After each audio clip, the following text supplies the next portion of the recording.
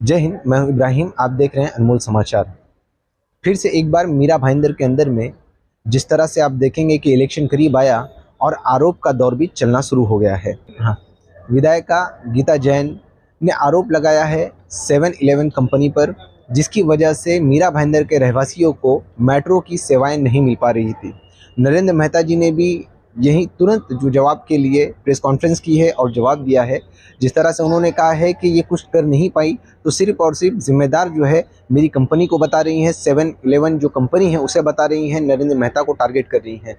क्या गीता भरत जैन को ये लग रहा है कि नरेंद्र मेहता जी चुनाव के अंदर में उनके लिए घातक साबित हो सकते हैं, इसलिए उन्हें किसी न किसी तरीके से बदनाम करने के लिए वो कुछ भी कह रही हैं, या उन बातों में सच्चाई है? ये आने वाला वक्त ही बताएगा। ये एक जांच का विषय है अगर इस पर सही तरीके से स्टडी की जाए तो। नरेंद्र मेहता जी ये कह रहे हैं कि गीता भरत जैन जी ने जिस तरह से सिर्फ और सिर्फ वादे किए हैं, काम कुछ नहीं किए हैं, ये यूं ही आमदार बन गई हैं क्योंकि इन्हें जबकि कुछ भी नॉलेज नहीं है किस तरह से काम करना चाहिए। अब ये तो आने वाला वक्त ही बताएगा कि गीता जैन जी को किस तरह से काम करना चाहिए, नरेंद्र मेहता जी को किस तरह से काम करना चाहिए। ये एक अलग विषय है। मेन चीज़ यही है कि क्या वाकई में 7-Eleven जो कंपनी है वो जिम्मेदार है मीरा भाईंदर के लोगों को मेट्रो की सेवा ना देने में, या फिर ये सिर्फ और सिर्फ एक आरोप है। आइए इस विषय पे हम गीता जैन जी से भी बात करने की कोशिश करेंगे कि उनका क्या कहना है इस विषय पे, और जानते हैं नरेंद्र मेहता जी का कि उन्होंने क्या कहा है गीता भरत जैन जी की टिप्पणी पे। नहीं, उन्होंने 5 साल कुछ नहीं किया, इसका उदाहरण भी 7-Eleven की बोल सकती है। वो 5 साल कुछ नहीं कर पाए, तो अगर मैं ही हूँ उदाहरण तो फिर आप राजनीति मत करिए अगर आपको लगता है, क्योंकि मेरी कंपनी तो हमेशा रहने वाली है। अगले 5 साल भी आप कुछ नहीं करेंगे, बोले 7-Eleven कंपनी सब फाड़ दो ना। उदाहरण उत्तर भारतीय नहीं बना, 7-Eleven है, जैन भवन नहीं बना, 7-Eleven है, आपने हॉस्पिटल नहीं बना, कुछ भी बोलने का। झूठ की कोई मर्यादा थी? झूठ पे झूठ, झूठ पे झूठ, झूठ पे झूठ, झूठ पे झूठ बोलते, कोई एंड नहीं है। और ये उनका भी नहीं, एक्सीडेंटल एमएलए ऐसे ही होते।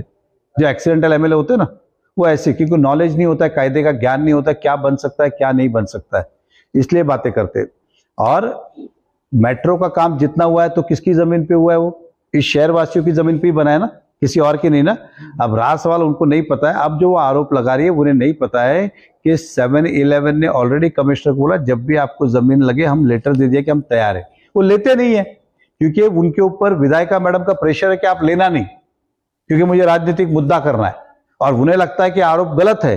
तो मैं अपने क्षमा याचना भी करूंगा। फिर एक काम करे, वो कमिश्नर का अब भी चले, हमारे कंपनी वाले आएंगे, आपका ही वकील लेके आओ, किधर साइन करना है करे, एग्रीमेंट करे, नियम से प्रोसेस करे और ले ले। क्यों नहीं लेते? क्यों नहीं लेते? मैं बड़े उदार दिल से बोल रहा, अभी इसी क्षण, अभी बोलो तो अभी, आधे घंटे बोलो आधे घंटे, कल बोलो तो कल वो आए कमिश्नर के पास जाए, बोला 7-Eleven तैयार है, आप ले लो। क्यों नहीं लेते? मैंने पिछली बार भी अपने विकास की बात नहीं करके 7-Eleven क्या लेन देना है मेरे को, आप बताइए ना। और आप इतने अक्षम हो क्या? आपके पास सरकार में हो ना, फिर लो ना। क्या एक व्यक्ति के बोलने से सरकार रुकती है क्या? आप सरकार में हो, ले लो ना। मतलब आपको पता है कि आप जो बोल रहे हो गलत बोल रहे हो, उसमें कुछ तथ्य नहीं है। और मेट्रो के आज से चालू हुई, 5 साल से चालू है, क्यों नहीं किया अभी तक? चुनाव आते ही आपको ख्याल में आया? सब झूठ है। जनता को कहूंगा ऐसे लोगों से सावधान रहे। कभी ये धर्म की बात करते, कभी व्यक्तिगत बात करते, कभी मेरे व्यापार की बात करते, कभी काम की बात तो करते ही नहीं है।